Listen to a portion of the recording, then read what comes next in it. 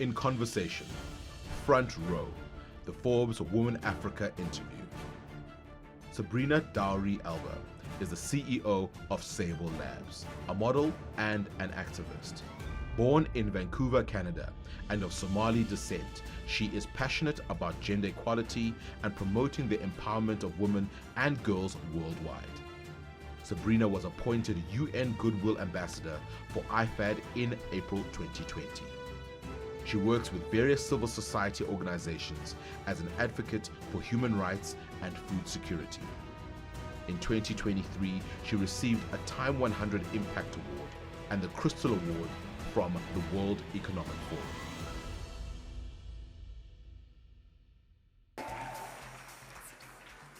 What a packed room, holy bananas. Great to have you here with us, Sabrina, all the way from the UK. You need no introduction to this audience. But I always feel weird when you see stuff like that in a video. It's like, oh my God, that's me.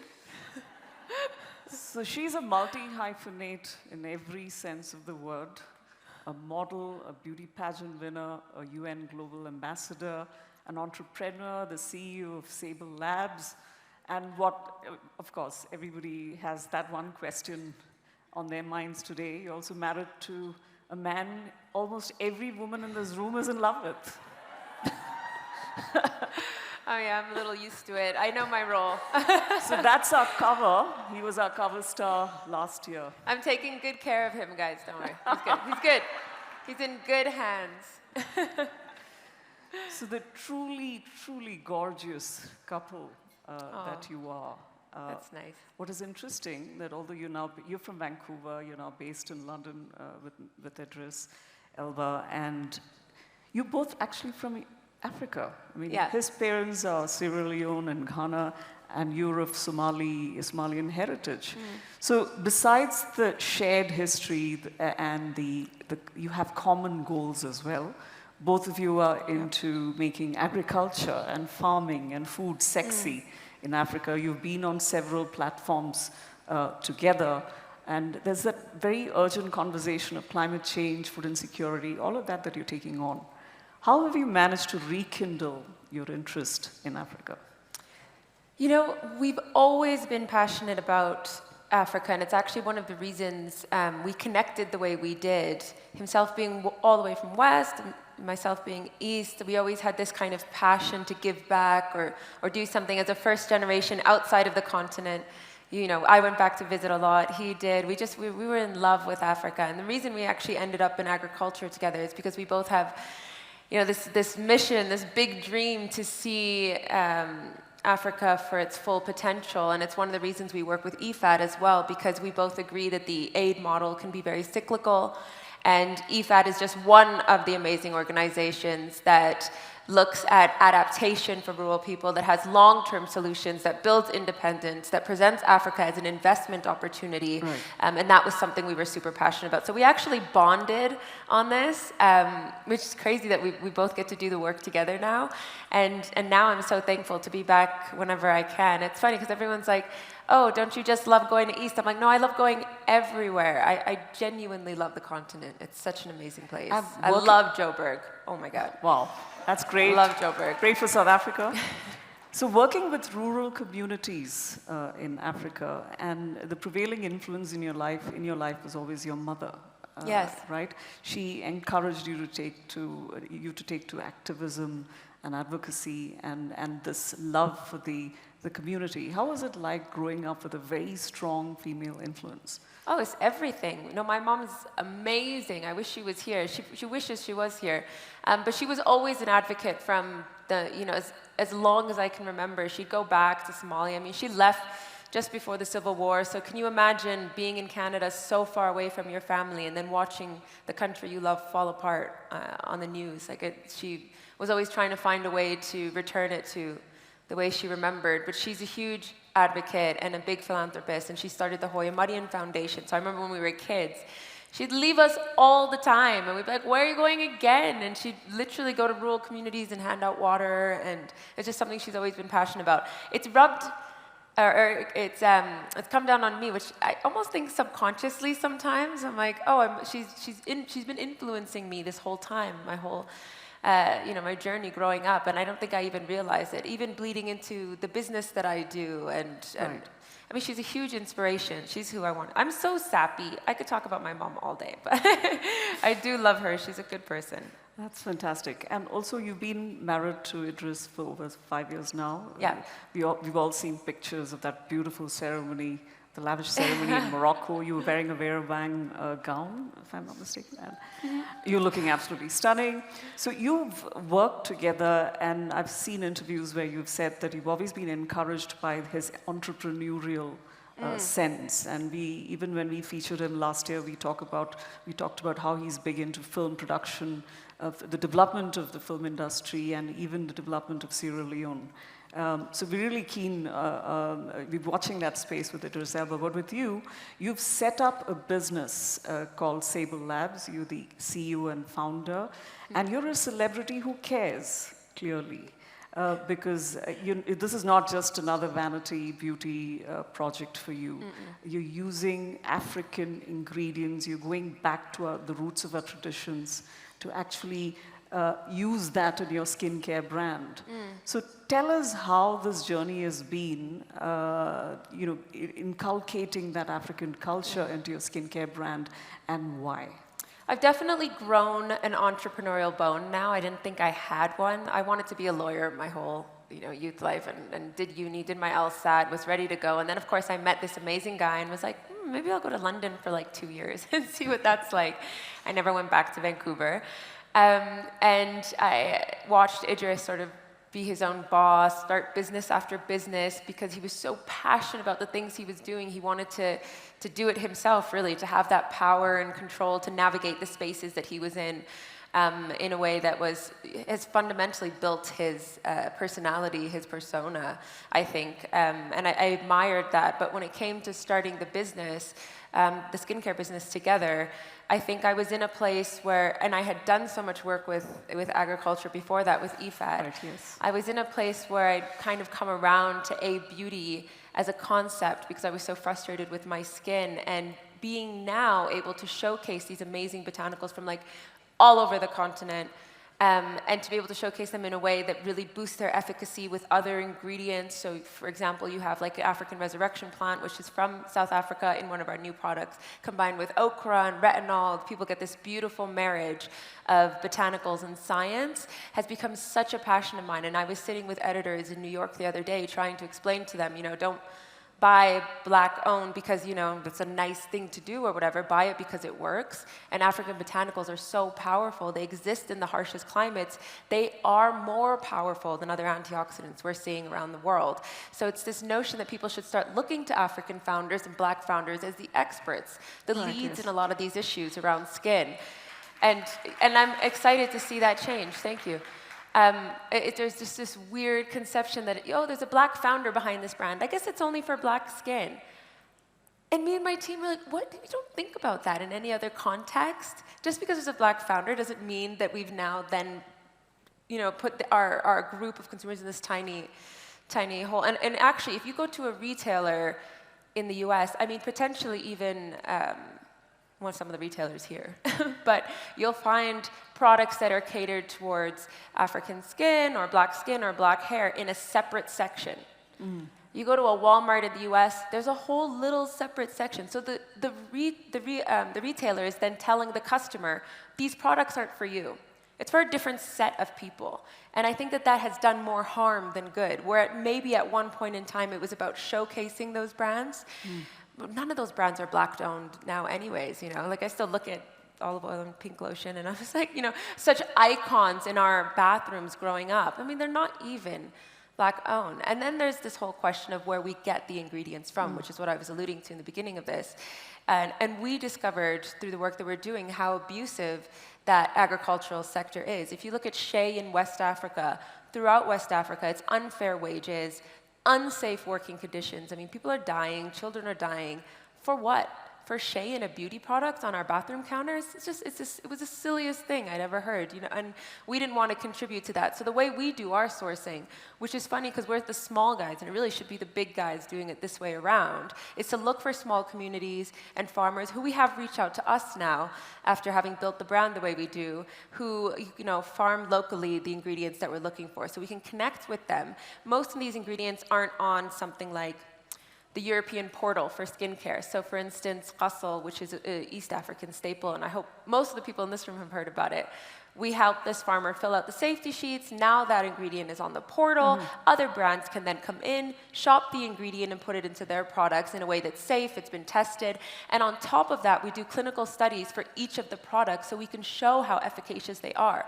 So it's not just a farmer walking into, you know, a room saying, buy my whatever, this ingredient A, because it's this powerful. He can actually have clinical data sheets to now back up and how powerful it is, which was so important to us because most brands will come in and test a formulation together, but we really wanted to show the strength of these ingredients on their own and then the strength of the product. And then we have these amazing results, and people go to us, oh my gosh, your new product, 120% reduction in hyperpigmentation. How did you do that? We go, well, Africa, African botanicals. You've been putting them in the DIY basket.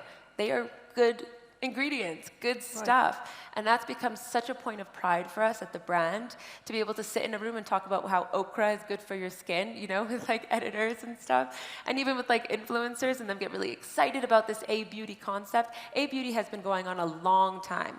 We're just trying to give it a bit more light, a bit more shine and context in what we're doing. Because I think, you know, if you look to your grandma, your auntie, your great-grandma, they know what they're doing when it comes to skin and wellness. So for us, it was just trying to... In a sense, they're the true innovators. Exactly. You know, and ingredients that are from the baobab tree, and then you have okra.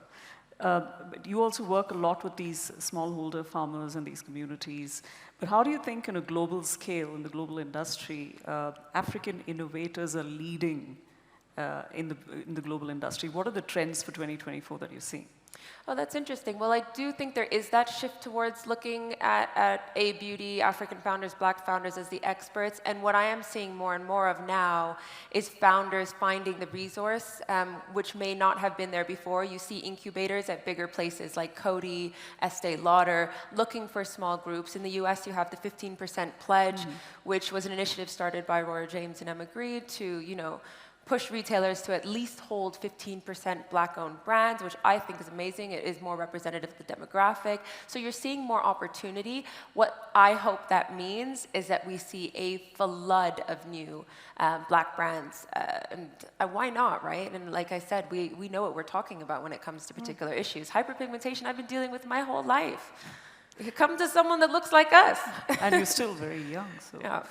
So tell us, Sabrina, you're smart, you're driven, you're inspirational, you walk the runways of major fashion shows. You also have a movie career.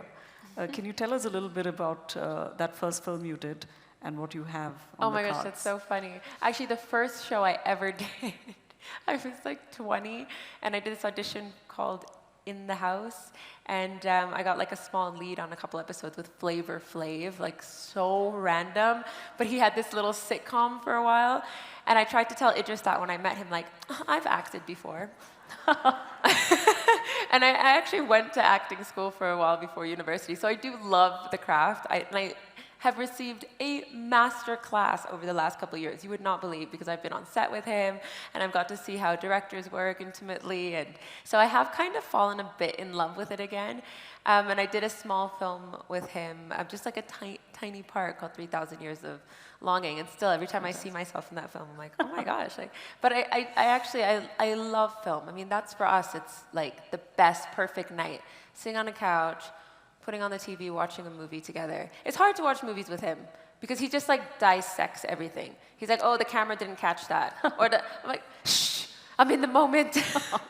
Stop talking. And you met him when he was shooting, when he was filming The Mountain Between Us with Kate Winslet. Yeah, that's so funny. In a jazz bar. Because he was making a movie about falling in love while we were falling in love. That's fantastic. And it's so funny. And sometimes I would think, these are such great lines. Has he taken these from the movie?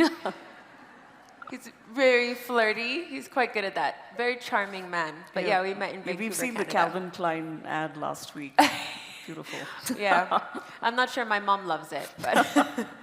But with such a famous husband who has such a busy schedule, how have you managed to maintain your own identity and your own voice?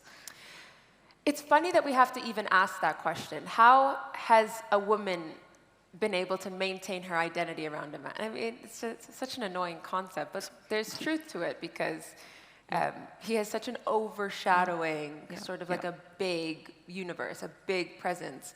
But I remember early on in our relationship, it kind of made me a bit afraid to speak up because I thought, oh, well, no one's going to really take me seriously, or even the philanthropic work I wanted to do, I thought, you know, is this platform mine? You just get this imposter syndrome, right, which yes. I think we do, and I found that people would try and put me in a box, oh, she's just an actress, or she's just a model, or, you know, and I couldn't quite explore myself or learn about myself in the way that I wanted to. I didn't have the flexibility, I thought, to, you know, try this or try that. I felt like I had a role. And my mom, literally, of all people, was just like, why are you not talking? Speak up. This has happened. Why haven't you spoken about this? What's wrong with you? I was like, oh, she's got a point, because it is such a privileged position to have a platform. Right. How am I then supposed to squabble it away? Sure. You know, and I've taken ownership of that now, and I'm so thankful that I have, and I can feel the change in not only our relationship, the change in the way people perceive me, and I think we have this burden on us as women to break out of this box that whoever wants to put us in. We're constantly having to prove ourselves, especially as Black women, you know, and it's one of the reasons I'm now, for just a small example, but I'm trained to be an esthetician, so I wanted to become a facialist so I could learn more about skin, and I was thinking, like, as someone was asking me, oh, you're so interested in skin, you know, why did you take it one step further? You already have the brand, and it comes from this subconscious place of, I don't ever want to be in a room and someone knows more than me. And it's a protective device because as Black women, people always try and put it like they know more than you. And you want that sort of arsenal of education or life lessons that we have so we can stand in that room with pride and say, actually, I do know what I'm talking about. Sure. And it's frustrating that we have to go the extra mile always, and but we do. And we handle it with grace. And I'm sure every woman in this room feels the same way. Yeah, and as a businesswoman, obviously you've had several challenges of being a Black beauty founder. And do you still see that in existence now? Yeah, still sometimes I'll walk into a big meeting or an investor meeting and they won't see me as the CEO. They'll want to have a meeting with Idris and I'll be like, no, I'm right here. When you want to talk numbers, we can talk about that too. But it's just this you really have to step up your presence to be able to hold your own in rooms like that. So I am very privileged also to say that the brand has had a lot of traction because it is a founded-led brand, although sometimes that can work against skincare when there's a celebrity every week launching a brand, and I'm like, just go away. If you're not passionate about this, go away. But at the same time, it's given us access through a lot of doors, and I'm forever thankful for that. And we've been able to grow the brand. And I say we're moving at the speed of trust because we have these small conversations with rooms, and we really talk about how the products are efficacious and how we look at hyperpigmentation, a holistic view, and we have these amazing intimate conversations, and we build a bigger community. And then we take that same method and have a great intimate conversation again, build a big, it's a lot more work. But I think that's the way to do it. And I think with a skincare brand, you have to really trust the brand and understand the ethos because you're putting it on your face. Just a word of advice to our audience. How do we as women bring our authentic selves to work? I mean, it's just that, isn't it? It shouldn't be a game or a puzzle or a thought. Just be your authentic self. I know it can be hard, but it is that simple. And when you realize, like for myself, for instance, I was always like, oh, I'm speaking at like the UN Governing Council. Maybe I should dress more like modestly or like, And then I was like, no, I want to wear runway Alaya. I want to wear runway, whatever I want to wear. I want to put on my 5-inch heels and still go talk and still be taken seriously. So you have to just be your authentic self and people will follow you for that. And actually, people can always tell when you are not your authentic self. Yeah. So I don't think we could go on and on. We don't have much time, but I've read in interviews that you and Idris would love to move to Africa and retire here. Yes, who wouldn't? Absolutely. Yeah. No, it's in the 10-year plan for sure. We're just, what's been the hardest part is where, because there's so many amazing places. So. Have you been to most of the continent? I feel like. No, I've been so many places and still I'm probably not 50% of the way through because it's huge, it's massive. I don't know if I ever will be, right? I mean, I think if you've been everywhere, that's already something. You should win a Guinness Book of World Records title for that. Most well-traveled in Africa. And maybe something for South Africa. What do you love about this I country? love South Africa. No, I honestly, I think the way South Africa has been so accepting of Idris and has put Idris on this sort of platform, you've shown so much love to him, and really, really Joburg is in his heart. It honestly is, and I think it makes me love it even more. I spent all day yesterday at Woolies and Pick n Pay, and because you have the best snacks. I'm not kidding, I'm taking back speckled eggs by the pound. They're so good. And I was like, people don't realize how good the food in South Africa is overall, but the snacks, and chakalaka, so good. Right. We do hope that next time you will be able to come with in fact, when you said there will be a +1, I half hoped. Yeah. It would be Mr. Idris Elba, but hopefully no, we have to come back together. He's definitely a bit jealous I'm here. So great. Oh, he's jealous that she's here. Wonderful. Great. Thank you so much, ladies and gentlemen. That's Sabrina Elba. Thank you so much. Thank you so much. Thank you. That was great. That was so